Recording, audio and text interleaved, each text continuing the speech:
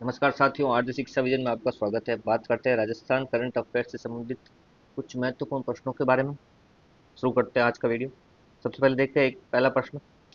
जनवरी 2025 को राज्य के मुख्य निर्वाचन अधिकारी नवीन महाजन द्वारा किसे राजस्थान स्टेट इलेक्शन आइकॉन घोषित किया गया है? प्रश्न एक बार वापस देखिए। जनवरी 2025 को राज्य के मुख्य निर्वाचन अधिकारी नवीन महाजन द्वारा किसे राजस्थान स्टेट इलेक्शन आइकॉन घोषित किया गया है? ऑप्शन एक चंचल मिश्रा, ऑप्शन दो नीरज चौधरी, ऑप्शन तीन त्रिभुवन शर्मा, ऑप्शन चार लक्ष्मण दान कविया। इसका जो सही आंसर है वह ऑप्शन नंबर दो नीरज चौधरी। नीरज चौधरी को जो है राजस्थान स्टेट इलेक्शन आइकॉन घोषित किया गया है। किया किसने? मुख्य निर्वाचन अधिकारी। तो राज्य के जो मुख्य निर्वाचन अधिकारी है, पहला प्रश्न एक तो यही बनता है यहाँ पे। मुख्य निर्वाचन अधिकारी कौन है? तो नवीन महाजन है। और घोषित किसे किया गया आइकॉन? नीरज चौधरी को। नीरज चौधरी कौन है? ये है पर्वतारोही है नीरज चौधरी। नीरज चौधरी है पर्वतारोही।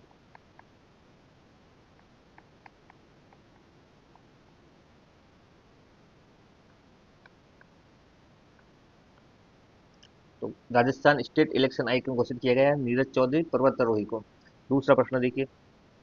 मार्च 2025 को स्टेट रोड ट्रांसपोर्ट एसोसिएशन नई दिल्ली द्वारा राजस्थान रोडवेज को कितने राष्ट्रीय पुरस्कार प्रदान किए गए? मार्च 2025 में स्टेट रोड ट्रांसपोर्ट एसोसिएशन नई दिल्ली द्वारा राजस्थान रोडवेज को कितने राष्ट्रीय पुरस्कार अभी दिए गए हैं वर्तमान में? तो ऑप्शन है पाँच, ऑप्शन चार, तीन, दो। तो इसका जो सही आंसर है वो है ऑप्शन नंबर तीन। तीन जो है अभी राष्ट्रीय पुरस्कार राजस्थान रोडवेज को मिले हैं। कौन कौन से तीन मिले? एक तो मिला है road safety, road safety award. उसके अलावा दूसरा मिला है ट्रैफिक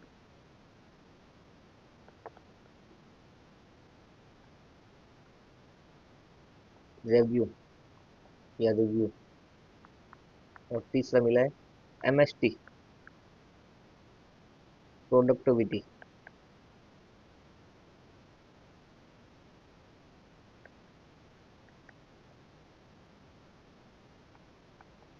तो राजस्थान रोडवेज को भी नई दिल्ली में जो आयोजन हुआ था उसके अंतर्गत तीन राष्ट्रीय पुरस्कार मिले हैं। अगला प्रश्न देखिए। तीसरा प्रश्न। प्रवासी राजस्थानी जिन्हें भुवनेश्वर में राष्ट्रपति द्रौपदी मुर्मू ने प्रवासी भारतीय सम्मान से सम्मानित किया गया। प्रवासी भारतीय सम्मान दिया गया है राजस्थानी व्यक्ति को, वो कौन है? ऑप्शन एक अरुण कुमार, ऑप्शन दो प्रवीण कुमार, ऑप्शन तीन डॉक्टर दीपक शाल्वी, ऑप्शन चार डॉक्टर रामनिवास। तो प्रवासी राजस्थानी जिन्हें भारतीय सम्मान मिला है राष्ट्रपति द्रौपदी मुर्मू द्वारा भुवनेश्वर में, इसका जो सही आंसर है ऑप्शन नंबर चार डॉक्टर रामनिवास जी जो है राजस्थानी प्रवासी हैं जिनको राष्ट्रपति द्रौपदी मुर्मू द्वारा प्रवासी भारतीय सम्मान से भी सम्मानित किया गया है। इन्होंने मुख्य कार्य क्या किया? इन्होंने म्यांमार के अंदर क्या है, भिक्षुओं को संस्कृत पढ़ाने का कार्य करते हैं। म्यांमार में भिक्षुओं को संस्कृत पढ़ाते हैं डॉक्टर रामनिवास जी।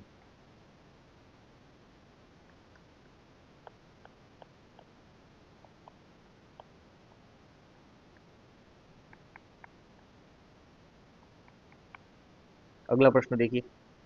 राष्ट्रीय स्काउट गाइड जम्बूरी 2025 में राजस्थान का कौन सा स्थान रहा? राष्ट्रीय स्काउट गाइड जम्बूरी 2025 में राजस्थान का कौन सा स्थान रहा? ऑप्शन एक प्रथम, ऑप्शन दो द्वितीय, ऑप्शन तीन तृतीय, ऑप्शन चार चतुर्थ। तो इसका जो सही आंसर है वह ऑप्शन एक प्रथम। राष्ट्रीय स्काउट गाइड जम्बूरी 2025 में राजस्थान का पहला स्थान रहा। आयोजन कब हुआ था? इसका आयोजन हुआ था 28 जनवरी से 2 फरवरी तक। 28 जनवरी से 2 फरवरी तक 2025 में हुआ। कहा था तमिलनाडु के अंदर त्रिचुल्लापल्ली में, तिरुचिरापल्ली तमिलनाडु के अंतर्गत इसका आयोजन हुआ।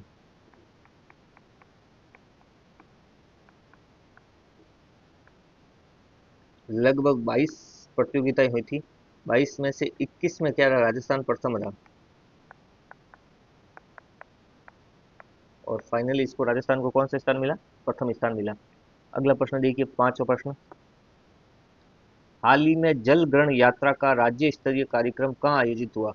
प्रश्न एक बार वापस देखिए, हाल ही में जल ग्रहण यात्रा का राज्य स्तरीय कार्यक्रम कहाँ आयोजित हुआ? ऑप्शन एक जयपुर में, ऑप्शन दो दौसा, ऑप्शन तीन बारह, ऑप्शन चार कोटा। तो इसका जो सही आंसर है वो ऑप्शन नंबर तीन बारह। बारह के अंदर अभी हाल ही में जल ग्रहण यात्रा का शुभारंभ हुआ राज्य स्तरीय। कब हुआ था ये? 5 फरवरी 2025 को। इसमें क्या है, दो रथों द्वारा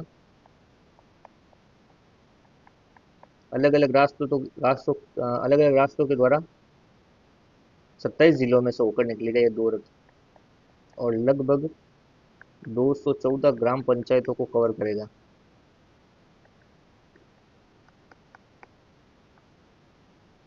अगला प्रश्न देखिए, छठा प्रश्न, प्रदेश का पहला आर्म्ड कॉम्प्लेक्स कहाँ बनाया जाना प्रस्तावित है? प्रदेश का पहला आर्म्ड कॉम्प्लेक्स कहाँ बनाया जाना प्रस्तावित है? ऑप्शन एक जयपुर, ऑप्शन दो अजमेर, ऑप्शन तीन जैसलमेर, ऑप्शन चार जोधपुर। तो इसका जो सही आंसर है वह ऑप्शन नंबर चार जोधपुर। जोधपुर के अंदर प्रदेश का पहला आर्म कॉम्प्लेक्स बनाया जाना प्रस्तावित है। जोधपुर में भी ये कहाँ मिलेगा? बोरानाडा क्षेत्र में, इंडस्ट्रियल एरिया है बोरानाडा, वहाँ मिलेगा ये जोधपुर में, बोरानाडा जोधपुर में। सेना के लिए क्या बनेंगे? यहाँ आधुनिक हथियार बनाए जाएंगे, आधुनिक हथियार।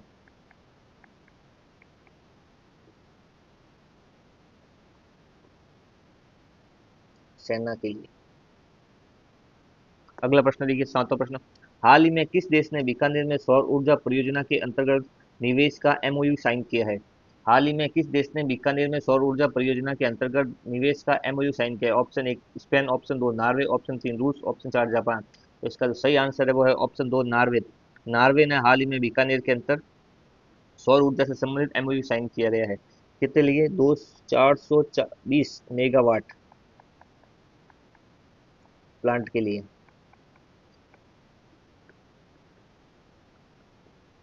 और निवेश होगा इसमें लगभग 280 करोड़ रुपए का।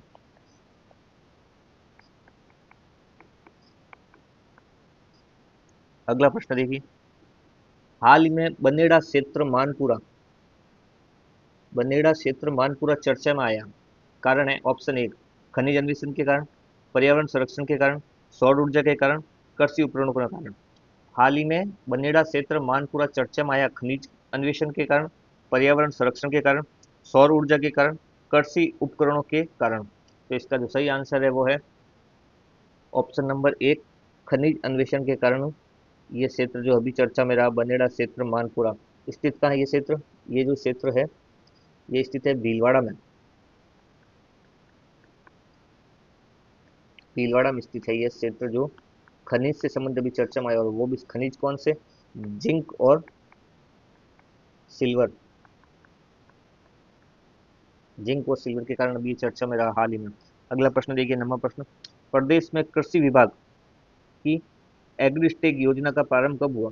प्रदेश में कृषि विभाग की एग्रीस्टेक योजना का प्रारंभ कब हुआ? ऑप्शन एक 5 दिसंबर 2024, ऑप्शन दो 5 जनवरी 2025, ऑप्शन तीन 5 फरवरी 2025, ऑप्शन चार 5 मार्च 2025।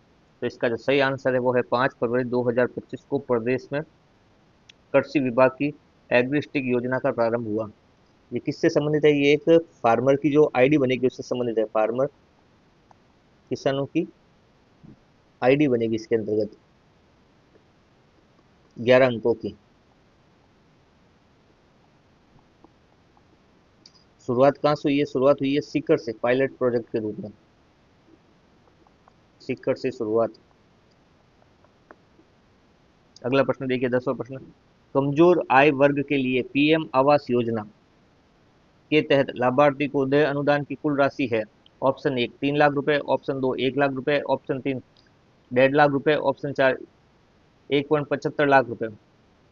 तो सही आंसर है उसका ऑप्शन चार 1,75,000 रुपए पीएम आवास योजना के अंतर्गत लाभार्थी को दिया जाएगा, जिसमें से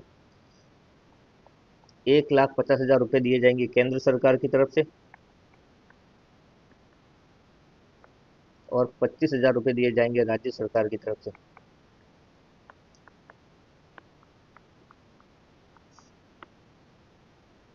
ये थे आज के राजस्थान करंट अफेयर से संबंधित कुछ महत्वपूर्ण प्रश्न। मिलते हैं अगले वीडियो में।